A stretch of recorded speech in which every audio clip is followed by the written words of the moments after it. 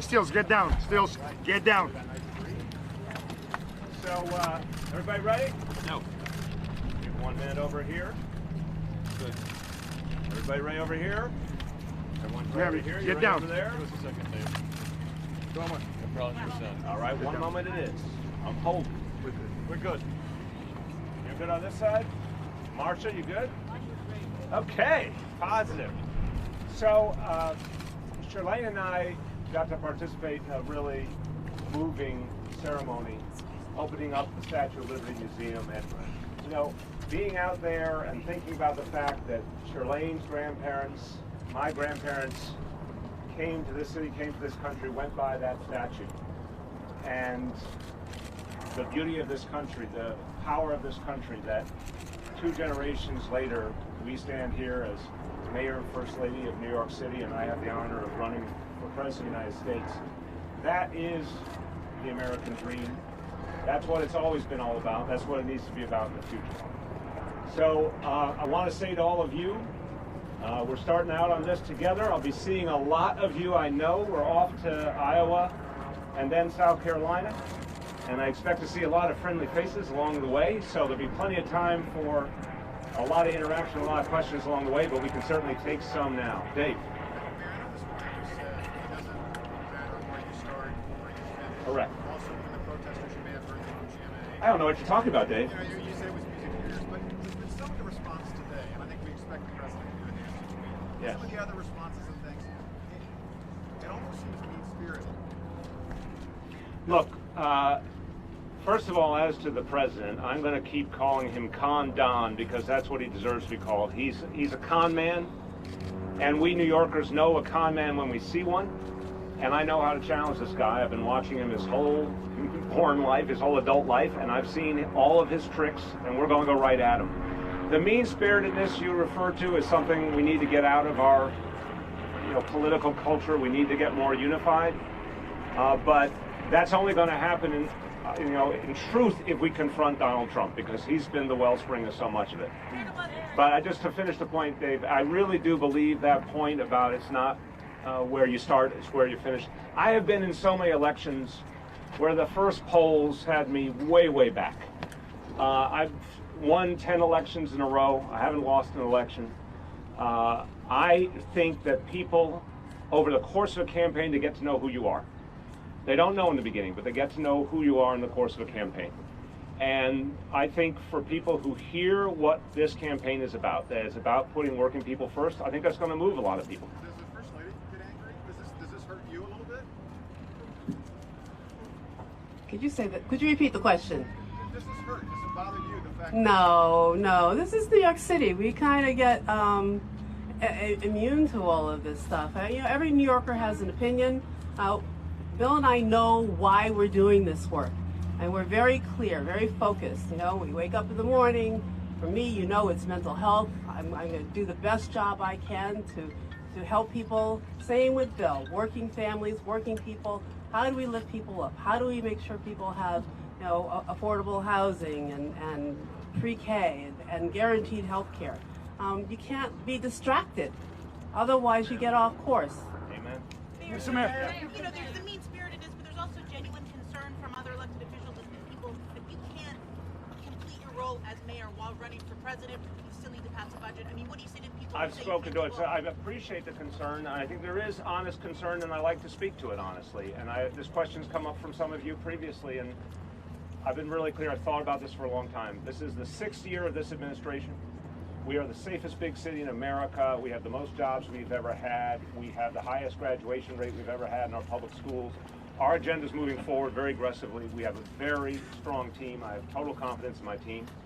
And I am going to be on top of each situation here all the time, as I always have. And I've traveled before and been on the phone here to make sure everything is moving properly, and I'll continue to do that. So I'm confident that we can make it work. Mayor, you're from a deep blue city. You talked a lot about the progressive policies you've made possible here in the city. How are you going to appeal to non-progressives? How are you going to appeal to moderates, centrists, independents, and swing voters in swing states? It's a great question. I think the key thing is that working people want to see change in this country. And I honestly believe that cuts across the regional realities, ethnic realities, even people's political identification. One thing that truly unifies people is they want fairness. And a lot of Americans believe this is not a fair country right now. A lot of Americans believe, and they're right, that working people are falling behind, not moving forward. The next generation is going to have a tougher time than the previous generation. I referred to that American dream of what our grandparents hoped for, and it came true. For so many Americans, it's hard to believe in that dream right now. We have to restore it.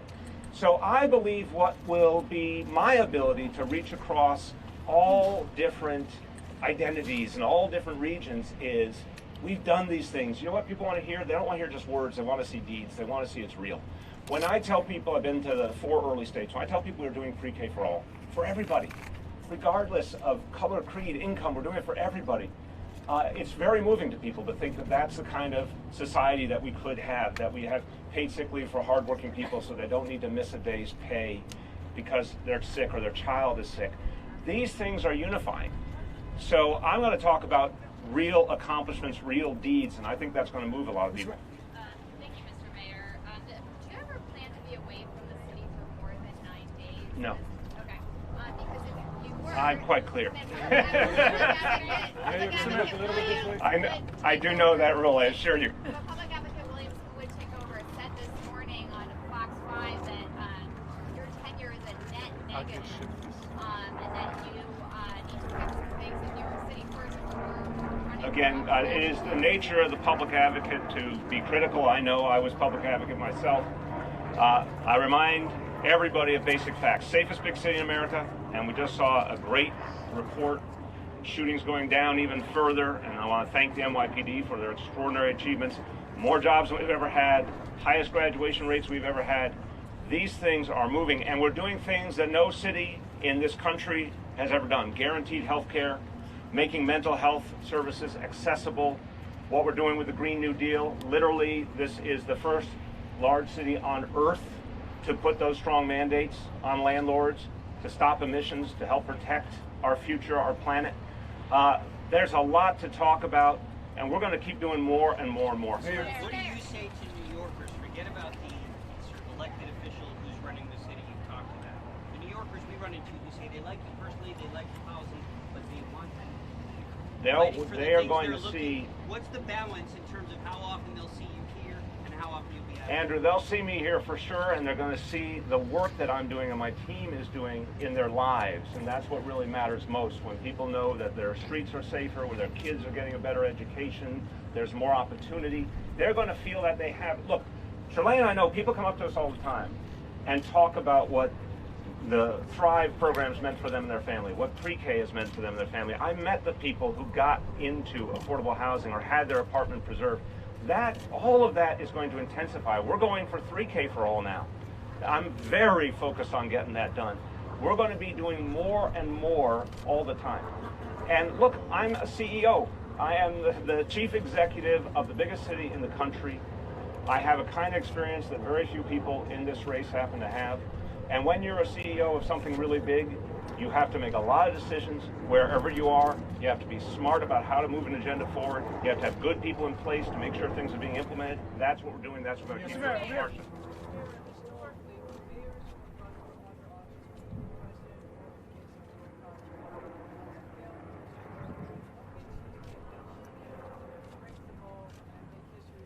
Well, I intend to break the mold, and I intend to make history, and I intend to win. The truth is, Marcia, you're a student of this history. It's actually only a couple of people who ever tried to seek higher office, and I think each of them had their own challenges. But the truth is that we're in an entirely different time. What we used to think of as the ground rules of the democratic process don't exist anymore. And we've seen in the last few years that people all over this country are looking for change. They don't always look for it in a traditional way or in a traditional package. And Chirlane and I represent change. People see what happened here and know it means something, and it can mean something in their lives. So I think that history of what other mayors did is kind of ancient history. I don't think it tells us much. Mr. Mayor, what's my secret plan? I'm so glad you asked. I have it right here. There are some really good people in this race. but what I bring is absolute total focus on putting working people first. I've done it here. These are not words, these are deeds. When you look at the things that we have done to ensure that working people had opportunity, that not just the wealthy benefited, but everyday people got money back in their pockets. That's what paid sick leave is, that's what pre-K is, and after school is, that's what guaranteed health care is. These are realities that just change people's lives. And other candidates each will talk about what they've done, but this, I think, this vision that we've put in place here in New York is the kind of thing that people want to see in their own lives. And again, I'm not going to tell people this is a bunch of words or policy paper. I'm going to say it happened right here. We made it happen. Mr. Mayor, Yeah. what do you make of the front runner Vice President Joe Biden, and how do you think you specifically stack up against Mr. Biden? I'm not going to do comparisons with candidates at this point. I mean, there'll be plenty of time to discuss that along the way. I respect the other candidates, but I think I bring something different. You make the announcement today. So when did you actually make the decision? When was that moment? Why? Where? Well, Chirlane and I, we had our 25th wedding anniversary on Tuesday, and we went to the River Cafe, which I strongly recommend to anyone looking for a romantic night out. And, that was a moment where we were in the final decision. And, we have been talking for weeks and weeks. Everyone knows it. We've been very open about it. But, that was a moment, a peaceful moment. Not saying there was like one exact crossing the Rubicon moment, but I really appreciated that evening, because we had time to just be together in a quiet corner of that restaurant and look each other in the eye and make sure we were at peace and ready to go. And we've made that kind of decision before. Deciding to run for mayor of this great city was a big decision. We know when it feels right for us. Is your use of the nickname Condon, and is that a signal to us? Should we expect gloves to come off and sharp elbows? Oh, absolutely. The fact is, Donald Trump has a con man's mentality. And any good New Yorker who's watched a game of three-card Monte, or any other example of the way some in this city try and get over on others, we're a pretty streetwise people in this city. We know a con man when we see one. We know his tricks. And I feel strongly he just has to be confronted. And he likes to give his little nicknames. I'll give him one back. Con Don. It says everything you need to know about him. Because he told working people he was going to be on their side, but in fact he has been on the side of the wealthy and the corporations. He gave them the biggest tax break in a generation. It's quite clear where his bread is buttered. So I'm going to be very aggressive with this guy, because that's the only way to deal with him. Mr. Mayor, you said you beat him before. In your video this morning, you said you Sure, beat him before. I'll answer this and then you. Can you explain? Yes, when you'll remember early on that President Trump threatened New York City.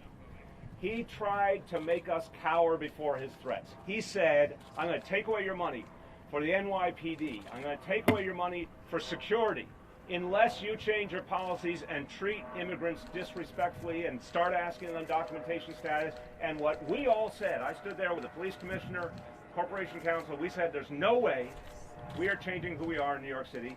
We are not going to treat our immigrant fellow New Yorkers disrespectfully. We are not going to break away from the things that have kept us safe as a city and united. And we stared them down, and I said that day, no, we're not changing. You can threaten us all you want. We are taking you to court. We did take him to court, and we beat him in court. Last one.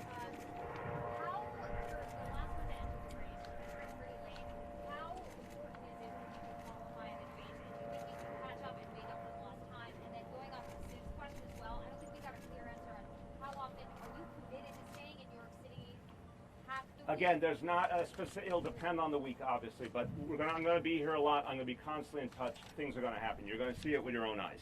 On the question of the debates, look, it's not certain yet, that's for sure. There's a lot of people vying to be in those debates.